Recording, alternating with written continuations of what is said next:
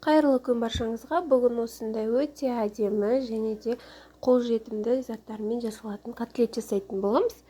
Ол үшін біз жуамызды бауырға, одан кейін сәбізімізді салып, барлығын біріккенше араластырамыз. Сүт құямыз, сүттің үстіне жұмыртқаны құйып, одан кейін тұз салып, қызыл бұрышымызды, қара бұрышымызды салып, барлығын жаңағы біріккенше араластырамыз. Әбден біріккеннен кейін жаңағы нелерімізге, салмамызға салатын боламыз.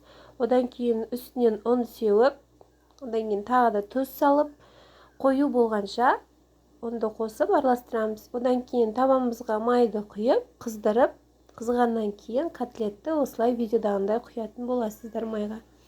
Одан кейін екі жағында әбден пісіріп қуырып алғаннан кейін барып алып, табаққа салып, салатын листьямен әсемдеп котлетімізді ұсынсаңыздар болады жақындарыңызға. Подписаться етіп, лайк басуды ұмытпаңыздар. Соңына дейін көргендеріңізге рахмет.